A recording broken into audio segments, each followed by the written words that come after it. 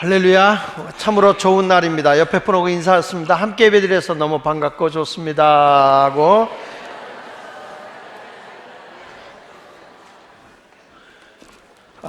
우리가 요한복음을 계속해서 말씀을 증거하면서 예수님이 누구신가 라고 하는 말씀을 계속해서 증거하고 있습니다.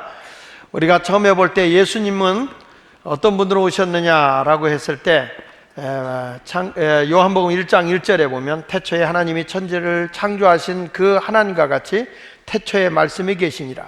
하나님이 우리와 함께 계셨으니 그 말씀은 곧 하나님이다, 이렇게 말씀하면서 예수가 누구냐? 하나님이시다 라고 정의를 내리십니다. 모든 창조하실 때부터 계셨던 하나님이다. 그러다가 지난 시간에 요한복음 1장 14절에 그 하나님이 말씀이 육신이 되어 우리 가운데 거하심에 우리가 그의 독생자의 영광을 보니 은혜와 진리가 충만하더라 라고 말씀하면서 사람으로 오신 예수, 그래서 창조주 하나님을 여호와 하나님이라고 얘기한다면, 그리고 우리를 죄에서 구원하기 위해서 사람의 옷을 입고 이 땅에 오신 구원의 하나님을 얘기할 때 예수 그리스도다. 그래서 예수는 어떤 분이냐? 사람이다. 예수님은 하나님이시면서 사람으로 오셔서 하나님과 우리와의 관계를 화목시키러 오신 예수님이다. 오늘은 그 예수님이 어떤 분이냐라고 얘기했을 때 하나님의 어린 양이다, 이렇게 말씀을 하고 있어요. 그래서 오늘은 하나님의 어린 양에 대한 말씀을 증거하려고 합니다. 이 요한이라고 하는 사람이 등장하는데, 이 요한이 많은 유대인들을 회개시키고 그리고 세례를 줍니다. 그 세례를 주니까 도대체 당신이 누구냐? 유대인들이 바리새인들의 지시를 받아서 와가지고 너는 누구냐? 라고 물어본 거예요. 그랬더니 세례 요한이 요한복음 1장 19절에 유대인들이 와서 너는 누구냐라고 물어보니까 요한이 증언합니다. 나는 그리스도가 아니다, 나는 인류를 구원하러 오신 메시아가 아니다 라고 얘기를 해요.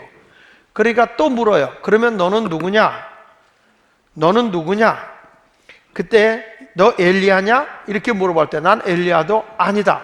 그러면 내가 선지자냐? 아니야, 나는 선지자도 아니야. 그럼 도대체 너는 누군지 너에 대해서 한번 얘기를 해봐라. 그래서 거기 22절에 또 말하되 선지자 이사야도 아니고 나는 또 선지자도 아니고 엘리야도 아니고, 그러면 너에 대해서 말하라. 그랬더니 23절에 이렇게 말하죠. 같이 한번 읽어보겠습니다. 시작. 이르시되 나는 선지자 이사야의 말과 같이 주의 길을 굽게 하는 광야에서 외치는 자의 소리다. 나는 예수만을 안내할 수 있는, 쉽게 말하면 안내자고 예수만 전하는 소리에 불과하다, 이렇게 말하는 거죠. 사실 요한이라고 하는 사람은 남을 증거하고 자기를 나타내려고 한 게 아니라 오직 예수를 전하러 온 거예요. 이 신앙생활 하면서도 저 목사인 저 자신도 다른 데 가서 복음을 전하지만 기도할 때마다 그런 얘기예요. 하나님의 마이크로, 하나님의 복음만 전하는 도구로 써주십시오 라고 얘기를 합니다. 어디 가서는 말씀을 전할 때 하나님의 살아계신 증거와 능력이 많이 나타나, 어느 때 가서는 전혀 밋밋하고 반응이 없는 경우를 봐요. 똑같은 하나님의 말씀인데 내가 능력이 있어서가 아니라 나는 똑같은데 하나님이 그 말씀을 받아들이는 자들에 따라서 역사와 능력이 나타남이 다르더라는 거죠. 그러니까 결국에는 내가 나타날 거 없고 내가 자랑할 거 없고 우리가 뽐내고 드러내야 할 분은 예수님밖에 없는 거예요. 예수님밖에. 그래서 지금 요한이 지금 하는 얘기가 너 누구냐? 그럴 때 나는 예수만 전하는 소리에 불과하다. 자기의 정체성을 분명히 얘기하는 거죠. 난 예수만 안내하는 분이야. 난 예수만 전하는 소리야. 그러면서 이 요한이 뭐라고 얘기하는 거니? 예수님에 대해서 1장 29절에 보면 세상 죄를 지고 가는 하나님의 어린 양이다. 36절에도 하나님의 어린 양이다, 이렇게 말씀을 해요. 요한복음 1장 34절에 보면 요한이 이런 말 하잖아요. 내가 보고 그가 하나님의 아들이심을 증언하노라. 지금 요한이라고 하는 이분이 예수에 대해서 분명히 말하는 것은 나는 하나님의 아들이신 예수님을, 사람의 옷을 입고 오신 그 사람의 모양으로 오신 그 하나님 되신 예수 그리스도를 나는 증거하는 자다라고 얘기를 하고 있어요. 근데 이 증거하는 이 사람이 뭐라고 했냐면 이분에 대해서 이분은 하나님의 어린 양으로 오신 예수다, 이렇게 말하는 거예요. 근데 오늘 굉장히 기독교 복음에서 가장 중요한 내용이 오늘의 메시지거든요. 하나님의 어린 양. 그래서 이거를 확실하게 여러분들이 내가 알면요, 요즘에 이단들이 설치는데 이단에 넘어갈 수가 없어요. 이 복음의 핵심, 이 교리적인 기독교의 가장 본질적인 것을 놓치기 때문에 이단들이 와서 뭐라 이렇게 수석거리면 거기에 넘어가는 거예요. 그래서 오늘 저는 하나님의 복음인 하나님의 어린 양, 교회 와서도 누가 어쩌더라 누가 어쩌더라 이런 것에 여러분이 현혹돼서는 안 돼요. 그러니까 교회를 무너뜨리려고 해서 이단들이 와서 말도 안 되는 거 가지고 막 목사들을 어지럽혀서 교회를 혼란하게 하거든요. 근데 목사는 누구냐? 그러면 감히 여러분에게 말씀하지만 예수 그리스도를 전하는 소리에 불과한 거야. 여러분들이 믿어야 할 분은 누구냐? 오직 예수예요. 예수 그리스도, 그분만 믿는 거예요. 우리는 다른 데 현혹돼, 난 그래서 교회 안 나간다, 뭐 때문에 안 된다, 이런 얘기예요. 요즘에 굉장히 두려워요. 요즘에 하도 미투라는 게 지금 붐이 일으켜서 여자들이 조금만 수치를 느꼈다라고 하면은 성추행이 되니까. 제가 오늘 설교할 때도 누구를 너무 관심 있게 봐서 나 목사님 때문에 수치를 느꼈어, 이게 성추행이 될 수도 있는 거야.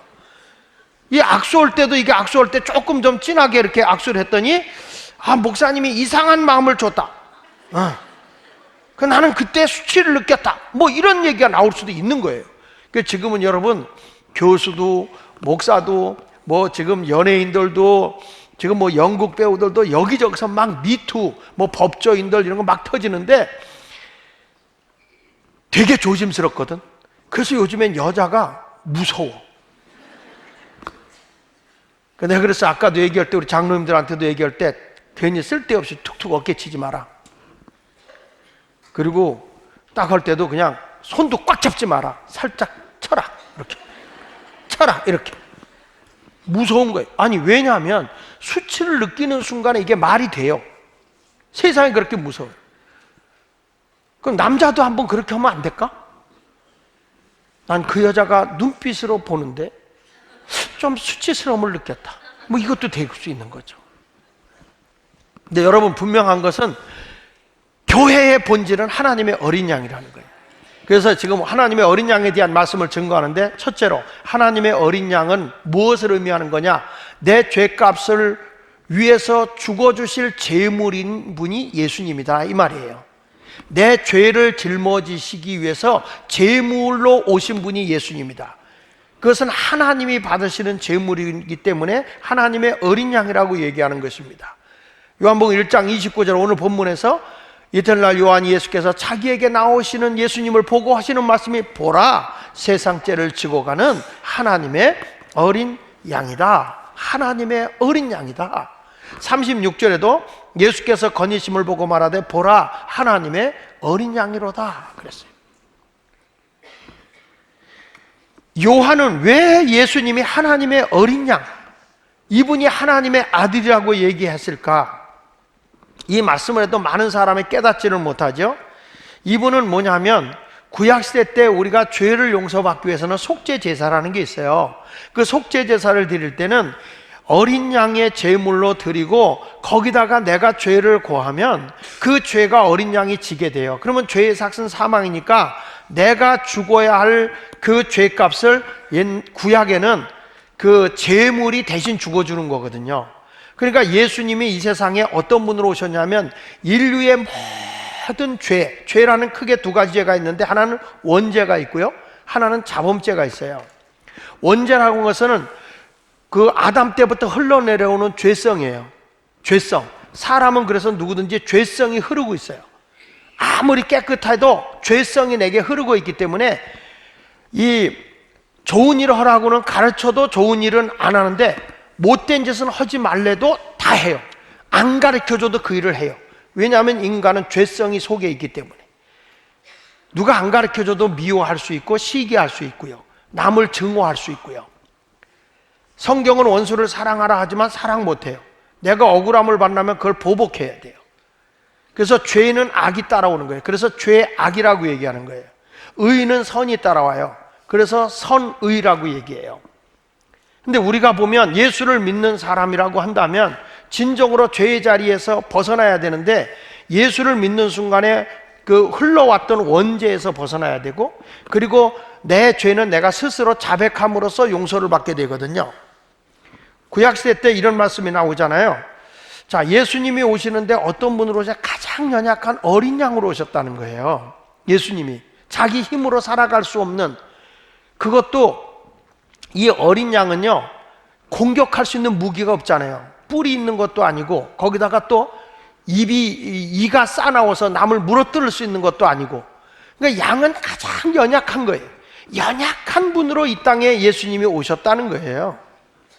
차라리 예수님이 강한 모습으로 백마 타고 완전 무장하고 Follow me, 나를 따르라, 그리고 막 뭐라 그러면 천군천사 동원해서 막 능력을 행하고, 적이 오면 저들을 싹 쓰러뜨리고 막 이런 능력을 행하실 수 있는 분이세요. 성경에도 나오면 예수님께서 그러잖아요. 내가 천군천사를 통해서 이들을 멸할 수 없는 줄 아느냐? 다 할 수 있다. 엘리사 같은 사람은요, 하나님의 천군천사를 통해서 적을 물리치잖아요. 구약에 보면 그런 사건이 많아요. 근데 예수님은 구약에 그렇게 어마어마한 하나님의 역사를 행했음에도 불구하고 왜 다약하고 보잘것없는 세상죄를 지고 가는 하나님의 어린 양으로 오셨을까? 세상은 큰 것을 좋아해요. 힘 있는 걸 좋아합니다. 화려한 걸 좋아하고 잘난 사람을 좋아합니다. 명예와 권세를 가진 사람을 졸졸 따라가는 것이 세상입니다. 만약에 예수님이 엄청난 권세와 능력을 가지고 이 세상에 오셨다면 예수님 따른 사람이 엄청 많았겠죠. 그러나 예수님은 가난한 자의 친구였습니다. 죄인들의 친구였습니다. 병든 사람의 친구였습니다. 세상 사람이 왕따시킨 사람들의 가까운 친구가 되셨습니다. 그래서 죄인들의 집에 가서 밥을 먹을 때 되면 어떻게 죄인들의 집에 들어갈 수 있느냐고 욕을 먹습니다. 그때마다 예수님은 나는 의인을 부르러 온 것이 아니라 죄인을 부르러 왔다. 우리 주님은 가난한 자의 친구였습니다. 세상하고 정반대 길로 걸어갑니다. 세상은 화려한 걸 좋아하잖아요. 큰 걸 좋아하잖아요. 힘 있는 걸 좋아하지 않습니까?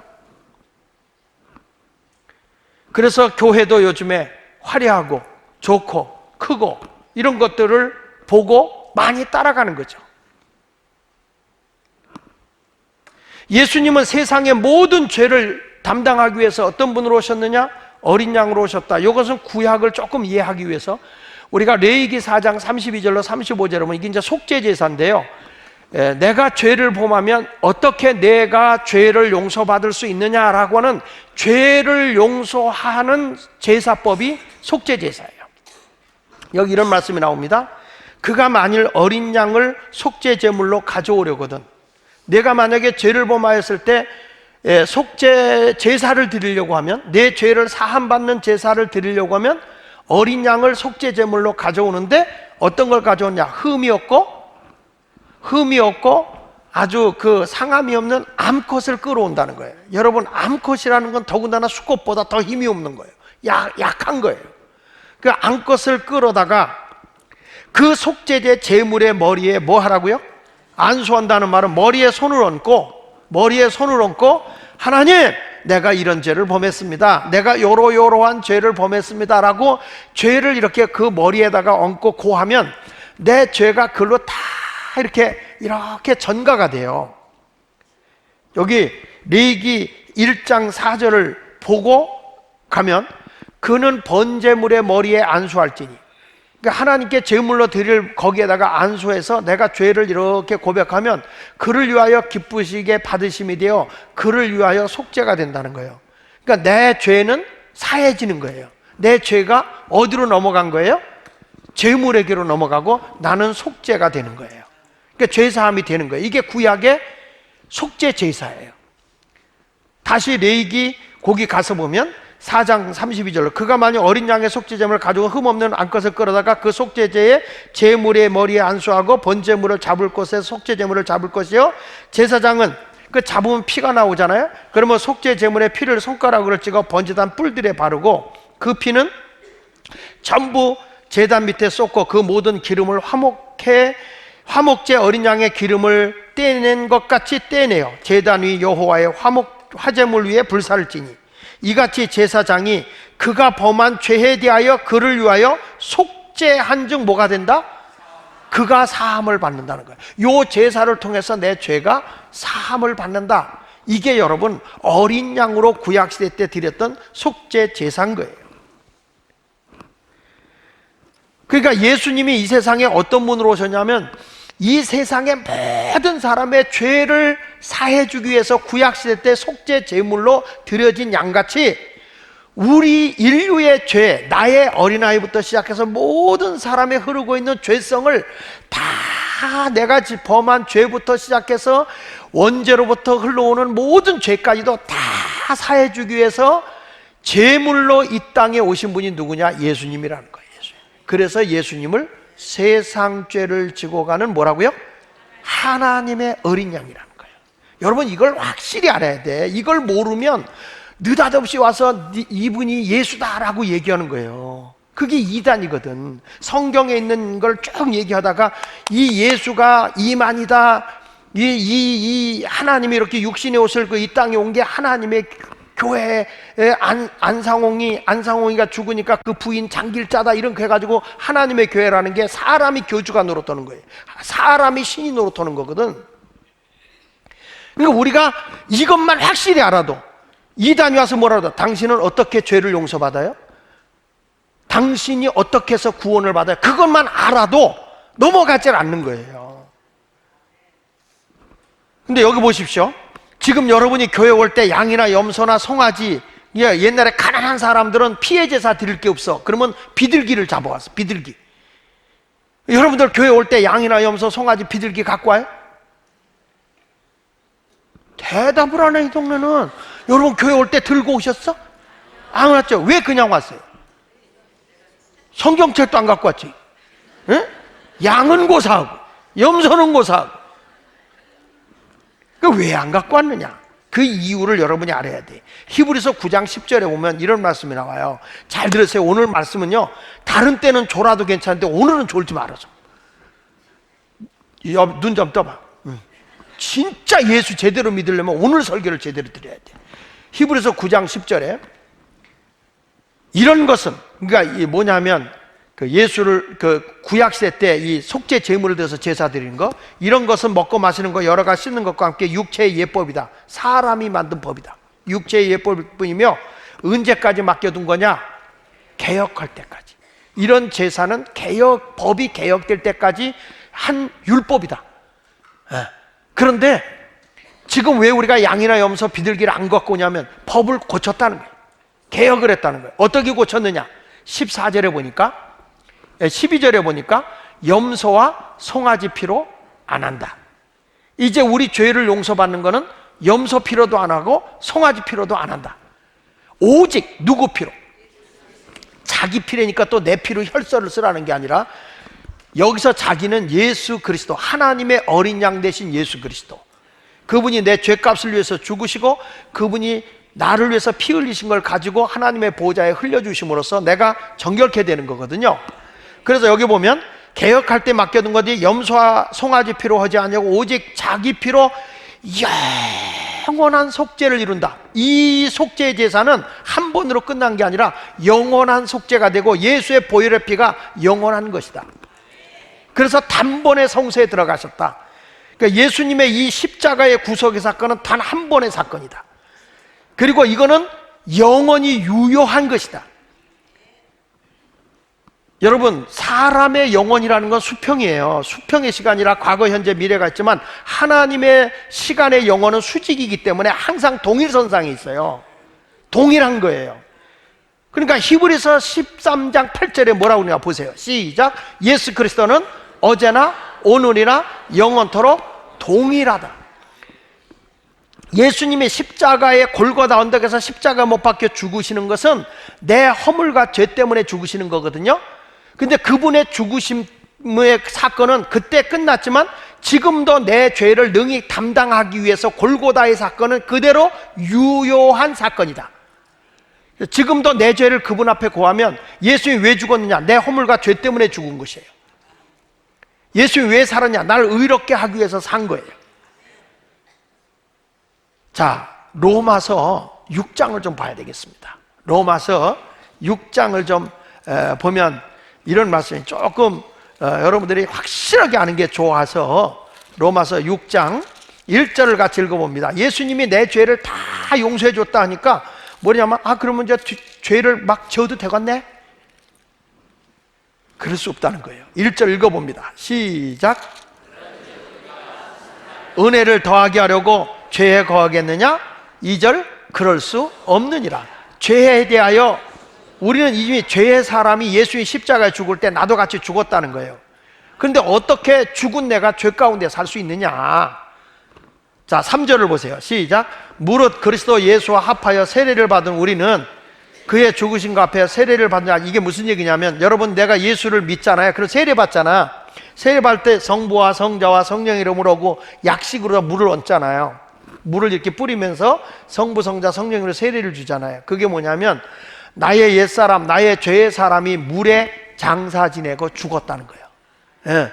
그래서 이 세례라고 하는 말을 뱁타이저라고 얘기해요. 세례 받다라는 말을 뱁타이저라고 얘기하는데 그 뱁타이저라는 말은 장사 지내다, 죽었다, 깨끗게 했다, 정결케 했다 이런 뜻을 가지고 있어요. 그러니까 여러분이나 저는 이미 예수님이 십자가에 죽을 때 내가 예수를 믿는 순간에 나의 옛사람이, 죄의 사람이 같이 죽은 거예요.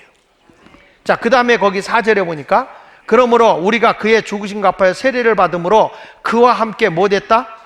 어떤 사람이요?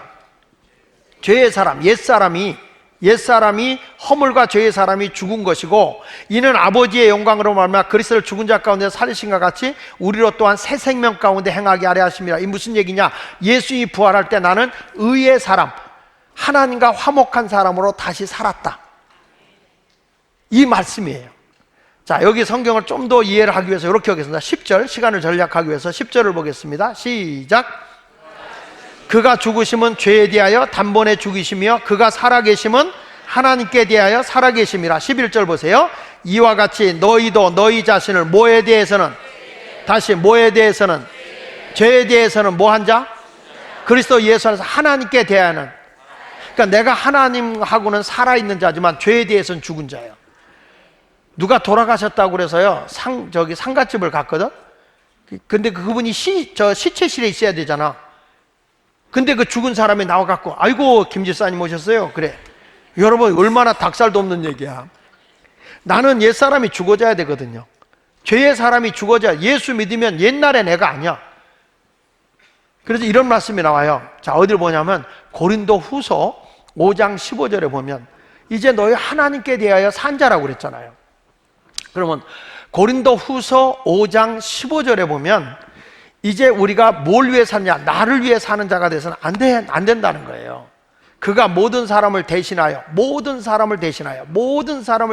죽으심은 살아있는 자들로 하여금, 내가 이제 예수를 믿어서 옛 허물과 죄의 사람은 죽었고 이제 의의 사람은 다시 살았단 말이에요. 그리고 살아있는 자들로 하여금 다시는 그들 자신을 위해 살지 않는다. 내 욕심을 위해서, 내 정욕을 위해서, 내 죄악된 삶을 위해 살지 않고 오직 그들을 대신하여 죽었다가 다시 살아나신 이를 위하여서. 그분이 누구예요? 예수를 위해 산다는 거예요. 예수를 위해. 내가 예수를 믿으면 주님을 위해 살아야 되는데 옛 생활을 그대로 간직하고 살아간다면 이거는 지금 아니란 말이에요. 그래서 16절에 보면 이런 말씀이 나와요. 고린도서 5장 16절 17절에 보면, 계속 좀 넘겨주실래요? 자, 그러므로 우리가 이제부터 어떤 사람도 육신을 따라 믿지 아니하노라. 비록 우리가 그리스도의 육신을 따라 알았으나 이제부터는 그같이 알지 않는다. 너는 옛사람이 아니라는 거죠. 옛날의 너가 아니라는 거죠. 새 사람이 됐다는 거죠. 그래서 17절에 이런 말씀이 나온 거예요. 같이 한번 읽어보세요. 시작. 그런즉 누구든지 그리스도 안에 있으면 새로운 피조물이라. 이전 것은 지나갔으니 보라. 그래서 그러는 거야. 예수 제대로 믿으면 야, 너 어떻게 그렇게 달라질 수 있니? 너 옛날에 네가 아니잖아. 근데 우리가 예수를 믿으면서 옛날하고 똑같이 살면 친구들이 뭐라? 너 예수 믿는다면서 옛날하고 똑같네 이 자식아, 이러는 거예요. 왜냐하면 새 사람이 안 된 거야. 이제는 내가 육의 사람이 아니라 하나님의 사람으로 살아야 되는 거죠. 자, 여러분, 이제는 내가 예수 그리스도가 나의 허물과 죄를 위해서 십자가에 죽었다는 사실을 분명히 믿으시고 그분이 부활하심으로 내가 의로운 사람이 된 걸 믿으시면 아멘 하세요. 그렇기 때문에 사도행전 4장 12절로 가서 보면 이런 말씀이 나오는 겁니다. 다른 이로서는 구원을 받을 수 없나니 천하 사람 중에 구원을 얻을 만한 다른 이름을 우리에게 주신 일이 없다는 거예요. 종교는 다 같은 것이다? 아니라는 거예요. 여러분, 어떤 신이 사람의 나의 모든 죄를 다 대신해서 짊어지시고 그 죄를 용서하기 위해서 십자가에 죽으셔서 내 죄값을, 죄의 삭은 사망이니까 다 짊어지신 거예요. 그러니까 다른 종교는 자기의 죄를 어떻게 알아요? 죄를 다 짊어지기 위해서 인과응보를 얘기하는 거예요. 내가 죄값을 다 치러야 된다. 그래서 고행도 해라, 고통의 자리에도 걸어가라, 이렇게 얘기하거든요. 우리는 내 죄를 그분의 하나님께서 육신에 오실 거 다 담당해 줬기 때문에 이건 내 힘으로 죄 사함 받는 게 아니라 하나님의 은혜라는 거예요. 그래서 에베소 2장 8절에 너희가 그 은혜에 의하여 믿음으로 말미암아 구원을 얻었으니 이것이 너희에게서 난 것이 아니고 내 노력으로 된 것이 아니고 하나님의 선물이라. 이건 내 행위로 된 것이 아니니 누구든지 자랑할 게 없다. 그래서 기독교는 은혜의 종교인 거예요. 그렇다고 새 사람 된 사람이 죄의 사람으로 살 수 없는 거예요. 여러분, 에볼라가 나비가 됐으면 나비의 삶을 살아야지 우리가 거듭난 사람이 옛 에볼레의 삶으로 내려가서는 안 되는 거예요. 군뱅이가 매미가 됐으면 매미의 삶을 살아야지 다시 군뱅이로 내려갈 수는 없는 거예요. 예수를 믿으면 예수 믿는 자의 하늘에 속한 삶을 살아가야 되는 거예요. 다시 말하지만 종교는 다 같은 거 아니에요. 절대 이 사람들이 다시 환생한다, 새로운 걸로 태어난다가 아니라 내가 예수 그리스도를 믿음으로써 죄사함을 받게 되고 온전한 사람이 되어진다면 여러분 모두가 그 안에서 참다운 자유를 누리고 사는 거예요. 그래서 지금 세례 요한이 예수님을 보고 뭐라고 하니? 세상 죄를 지고가는 하나님의 어린 양이 예수다. 그러니까 예수를 믿으면 그분의 은혜로 내가 죄사함 받고 하늘에 속해 살아가는 거죠. 그래서 천국은 내 노력으로 가는 게 아니라 하나님의 은혜로 가는 거예요. 다만 우리가 그 말씀대로 행하고 살아야 되는 것은 하나님의 약속된 상과 복을 받기 위해서는 행함으로 받는 거거든. 그거는 죄 짓고 살면 고난이 오지만 영혼은 구원받죠. 그러나 우리가 이 땅에 전인적인 구원을 받으려고 하면 하나님 앞에 말씀대로 순종하고 행하는 삶을 살아야 하나님의 약속된 상과 복을 누리고 살아가는 거거든요. 그러니까 오늘도 세상 죄를 지고 간 하나님의 어린 양이라고 하는 것은 인류의 모든 죄를 담당하기 위해서 제물로 이 땅에 오신 분이 예수님이시구나. 그것은 과거의 사건이 아니라 오늘도 유효한 사건이다. 이걸 믿어야 돼요. 그래서 천하 인간에 다른 이름 없어요. 오직 예수만 믿어야 돼요. 어떤 분 그래요. 당신은 어떻게 예수 믿고 구원받냐 했더니 우리 목사님 믿음으로 간다고. 절대 안 돼. 절대 안 돼. 이만희도 아니고 신천지도 아니고 하나님의 교회 장길자도 아니야. 절대 여러분 그런 데 넘어가지 마. 오직 예수, 어린 양 대신 예수, 그것만 꽉 잡으면 이단이 와서도 물어요. 당신은 어떻게 구원받냐, 어떻게 죄사함 받냐. 하나님의 어린 양 된 예수 그리스도, 그분을 믿고 그분이 부활하신 사실을 믿음으로 내가 은혜로 의로워져서 이제 구원받는 거야. 내 노력이 아니라 그분의 은혜로 받는 거예요. 누굴 쫓아가서 되는 게 아니라 그분의 은혜로 되는 거예요. 믿으시면 아멘 하세요. 장 목사가 잘못해서 여러분 지옥 가는 거 아니야. 하나님의 진리의 말씀을 잘 믿으면 그걸로 하나님의 구원을 주시는 거라. 이걸 믿어야 될 줄 믿습니다. 자, 그 다음에 두 번째로 하나님의 어린 양이라는 건 뭐냐 그랬을 때 이런 거예요. 나의 죽음을 짊어지는 제물 대신 예수라는 거예요. 나의 죽음을 짊어지셨다. 따라합시다. 나의 죽음을 짊어지시고 나에게는 생명을 주기 위해서 이 땅에 오신 분이 예수님이라는 거예요. 요건 이해하기 위해서 이스라엘 백성이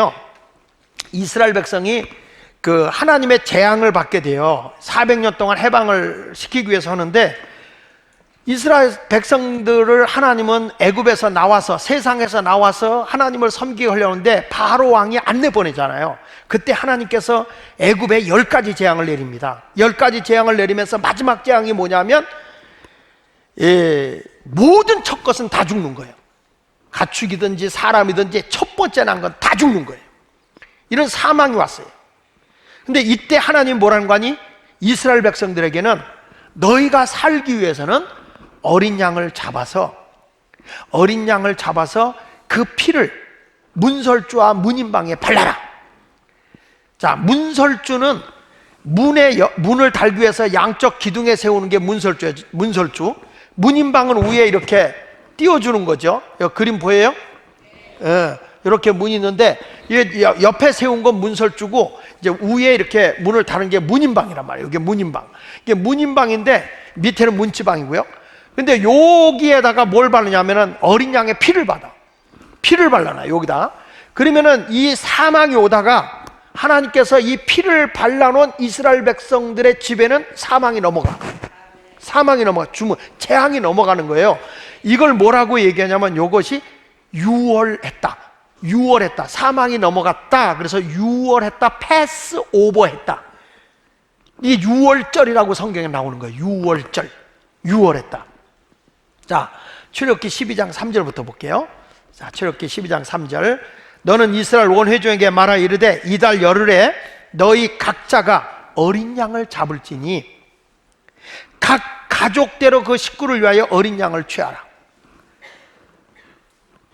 이거 잘 들어야 돼. 지금 구원은 우리 엄마 아버지가 예수 잘 믿으니까 나 구원받아 천국 가는 거 아닙니다. 내 죄를 용서받는 거는 여기 성경에 각 어린 양을 잡는데 각자가 어린 양을 잡을지니 그랬죠. 그렇죠? 각자가 어린 양을 잡았어. 그러면 우리 집에 5명이야. 양을 몇 마리 잡아야 돼? 아니야. 그러니까 2단에 넘어간단 말이야. 예. 각 가족대로 그 식구를 위하여 어린 양을 취해야 되는데 어떻게 잡냐면 우리 식구가 한 끼 정도 먹을 양만큼의 고기를 헤아려서 양 크기를 잡는 거예요. 자, 보세요. 계속 읽어볼게. 그 어린 양에 대하여 식구가 너무 적으면 그 집의 이웃과 함께 사람의 수를 따라서 하나를 잡고 그렇죠? 각 사람이 다 잡는다고? 아니요, 하나만 잡는 거예요. 그러니까 예수님이 온 인류를 담당할 죄를 담당할 만한 능력이 되니까 한 분이신 그분이 우리 죄를 담당하는 거예요. 그래서 여기 보세요. 잡고 각 사람이 먹을 수 있는 분량에 따라서 너희 어린 양을 계산할 것이다. 각 사람이 죄를 받는데 예수님의 은혜로 받는 건데 한 사람당 하나씩 잡는 거 아니야. 한 마리를 잡는데 그 사람이 한 끼를 먹을 수 있는 분량을 헤아려서 그 사람의 키로수를 재워서 한 마리를 잡는 거예요. 그러니까 예수님 혼자서 인류의 죄를 감당할 수 있다 없다? 있다. 왜? 그분이 하나님이시기 때문에. 여러분, 이런 설교를 꼭 기억해둬야 돼. 굉장히 중요한 설교야 이게. 그러니까 사망이 넘어간 거예요. 사망이. 이것 때문에 사망이 확 넘어갔죠. 자, 보십시오. 출애굽기 12장 13절에 어린 양을 이 양을 잡아놓고 피를 발라놓으니까 시작. 내가 애굽 땅을 칠 때 그 피가 너희가 사는 집에 있어서 너희를 위하여 표적이 되리라. 내가 피를 볼 때에 너희 문설주 문인방에 피를 볼 때에 뭐 하리니? 넘어간다. 사망이 재앙이 넘어가리니 재앙이 너희에게 내려 멸하지 아니하리라.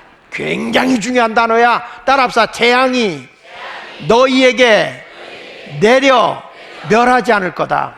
너에게는 재앙이 사망이 넘어간다. 예수만 잘 믿고 구원의 확신이 오면 사망이 넘어가고 재앙이 넘어간다. 믿으시면 아멘. 그래서 이 피가 있어야 돼요? 없어야 돼요? 이 피가 있어야 되는 거예요. 그래서 히브리서 9장 13절 14절에 이렇게 말하는 거예요. 염소와 황소의 피와 및 암송아지 죄를 부정한 죄에 뿌려 그 육체를 정결하게 하여 거룩하게 하는 하물며 영원하신 성령으로 말미암아 흠없는 자기를 예수님을 하나님께 드린 그리스도의 피가 어찌 같이 읽어야 되는데 이건 그리스도의 피가 어찌 너 양심을 죽은 행위에서 깨끗하게 하고 살아계신 하나님을 섬기게 하지 못하겠느냐. 예수의 피가 너희의 모든 사망을 넘어가게 하는 것이다. 히브리서 9장 22절에 보면 이런 말씀이 나와요. 율법을 따라 거의 모든 물건이 피로서 정결케 하나니 다 같이 피 흘림이 없은즉 뭐가 없다? 사함이 없는 거야. 그래서 보혈의 찬송이 굉장히 중요해요. 주의 보혈 능력이 있도다. 주의 피 믿으오. 주의 보혈 그 어린 양의 매우 귀중한 피로다. 다시 한번, 주의 보혈 알 능력이 있도다. 주의 피 믿으오. 주의 그 어린 양의 매우 귀중한 피로다. 할렐루야. 그래서 예수 안에서는 진정한 자유가 다 있어요. 자, 나를 죄에서 용서하죠, 사망에서 용서하죠, 영혼을 구원해서 천국까지 가게 하죠, 하나님과 화목하게 하시죠. 그것만 있는 게 아니더라고. 엄청난 것도 있더라고요.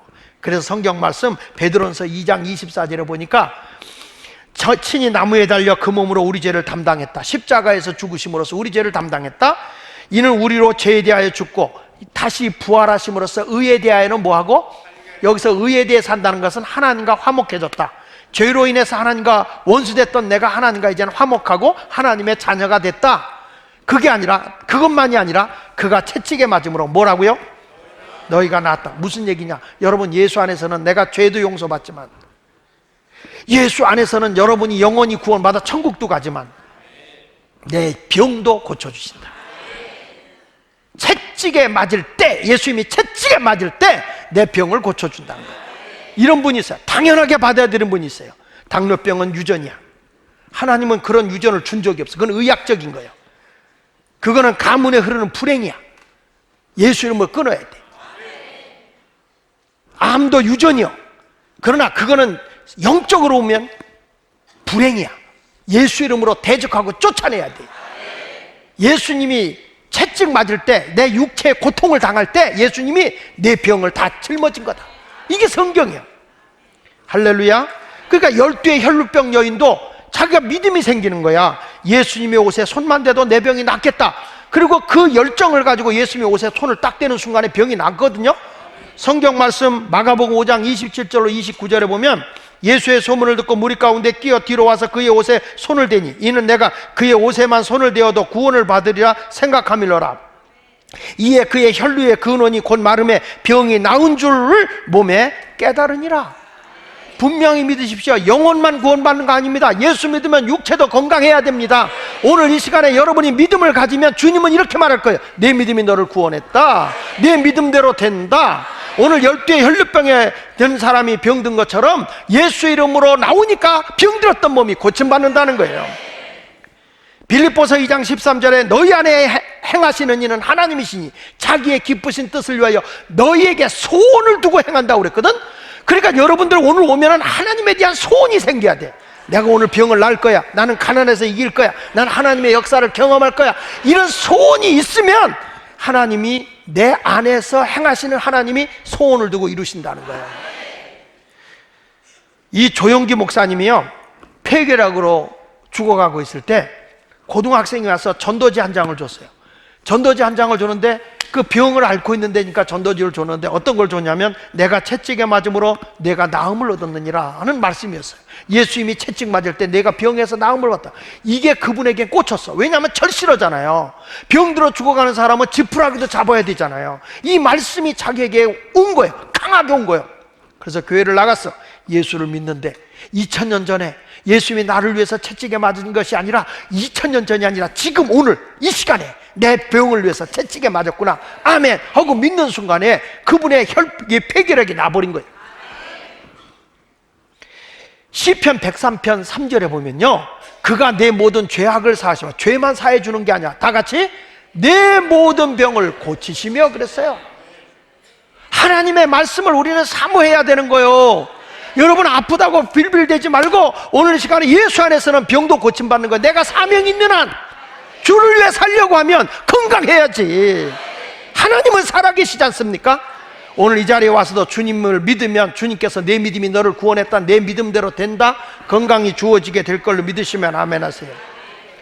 거기 보시죠. 내 생명을 파멸해서 속량하시고 죽을 자리에서 건져주시고 인자와 공일로 관을 씌우시며 하나님의 사랑과 하나님의 불쌍히 여김으로 너로 간을 씌우시고 좋은 것으로 내 소원을 만족해 하사 내 청춘이 독수리같이 힘차게 날아가게 해주겠다라고 말씀하고 있는 것입니다. 여러분, 예수님은요 우리의 병도 감당하셨지만 무엇도 짊어진지 아세요? 가난도 짊어졌다고 그랬어요. 로마서 8장 32절에 자기 아들을 아끼지 아니하시고 우리 모든 사람을 위하여 십자가에 내어주신 하나님이 어찌 그 아들과 함께 모든 것을 우리에게 주시지 않겠느냐? 모든 것을 우리에게 주시지 않겠느냐? 요 아멘하는 사람도 다 모든 걸 주시지 않겠느냐? 난 그런 하나님을 믿어요. 너무너무 예수 믿는 사람이 가난해도 멸시당하거든. 성경 잠언 19장 7절에 보니까 시작, 가난한 자는 그 형제들에게 미움을 받거든 하물며 친구야 그를 멀리 아니하겠느냐? 따라가며 말하려 할지라도 그들이 없어졌으리라. 여러분, 없이 쫓아가면요 형제들도 날 미워하고 친구들도 멀리하다는 거예요. 너무 가난하면. 진짜 우리 집도 못 살 때는요 친척집에 가도 쪄다보지도 않았어. 세상에 생선 한 마리 갖다 놨는데 그것도 못 먹게. 없으면, 그래서 나온 찬송가가 억울하면 출세를 하라. 세상 노래도 그런 노래가 있어. 목사도요, 내가 예수마을교회 할 때 어디 가도 이 환영받죠. 예수마을교회 안 오고 딱 그만뒀다 보세요. 쳐다보지도 않아요. 이게 세상인 거야. 여러분들은 목사, 내가 담임 목사일 때는 그렇게 오겠지. 은퇴해봐라. 나올까봐 걱정한다.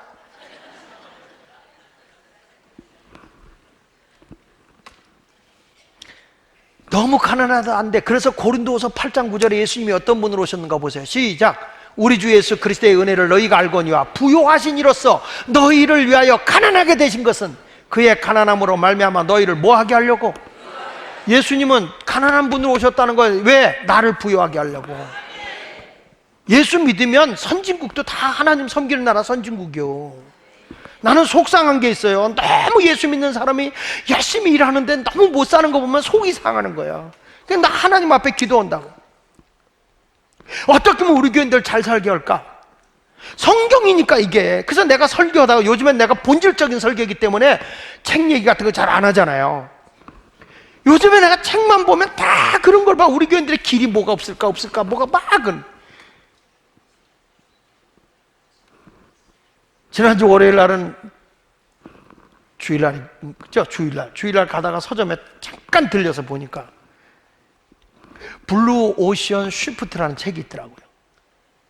블루 오션 쉬프트라는 책에 보니까 그 책에서는 앞으로 미래에 파괴하지 않고 어떻게 이거를 잘 활용해서 잘 우리가 잘 살아갈 수 있는가. 지금 세상 힘들다 하는데 얼마든지 다시 일어날 수 있다.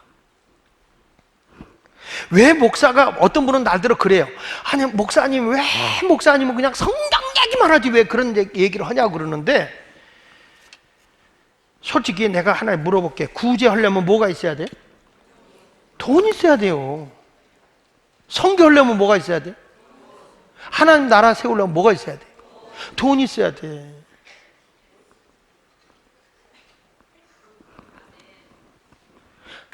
지금 여러분, 지금 보세요. 지금 우리 손창달 목사 미국에 이제 했는데 이번에 교회를 거기가 구입을 했더라고요. 우리 교회 지교회잖아요. 또 이호선 목사 교회를 짓잖아요. 계속 나만 쳐다본다. 전부 다. 우리 교회가 무슨 맡겨놓은 것도 없는데 우리 교회 출신이라는 거죠. 그러면 여러분들이 다 복을 받으면 근심 걱정이 없겠지. 하나님 나라 위해서 복을 받아야 되니까. 그래서 제발 좀 부자 좀 되라는 거예요. 근데 주님이 분명히 말씀하는 거거든요. 내가 가난하게 된 건 너를 부유하게 하기 위함이다. 예수 믿으면 나를 위해서가 아니라 하나님의 나라를 위해서, 하나님의 영광을 위해서 우리 부유한 자가 되자는 거예요. 우리는 먹을 거 있고 입을 게 있으면 족하잖아요. 하나님의 영광을 위해서. 어떤 분은 그래요. 목사님은 어디다 돈을 그렇게 쓰느냐고. 아이고, 몇 개만 줘봐라. 없어서 못 쓴다. 없어서 못 줘.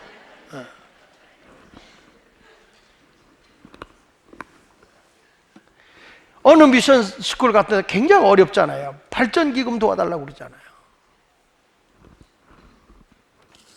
그러니까 우리 모든 거 하면서 그걸 내가 교회 재정에서 요청하고 재정에서 도와달라고 그러겠어요? 그러니까 이런 것들을 다 성도들이 헌금하면 말이 많아서 그런 걸 못한단 말이야. 그러니까 이것저것 하면서 일을 해나가는데 우리 성도들이 좀 떼부자가 많았으면 좋겠다. 그래서 다 선교사 하나씩 집사님 하나 책임져 주죠. 지금 선교사 자녀들이 지금 너무 어려운 자녀 있는데 학비 좀 도와주죠. 이래야 되면 얼마나 좋을까?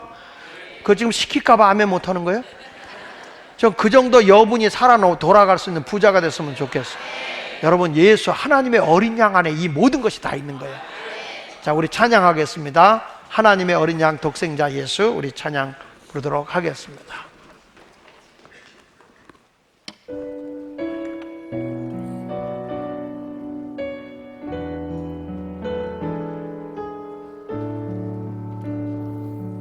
하나님 어린 양, 하나님 어린 양 독생자 예수, 날 위해 죽으신 주님,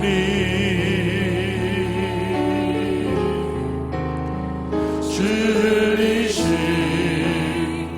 그 보혈이 나의 죄를 정결케 하네. 내 영을 고치신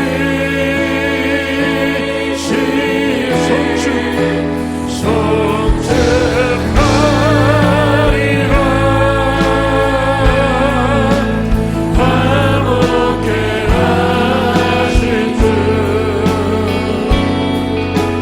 나의 모든 죄 깨끗게 하셔.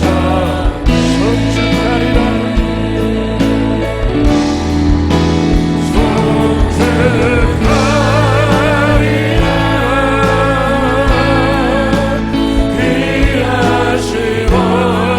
귀하신 어린 양, 모든 정하고 모든 성축하리라. 화목케 하신 주,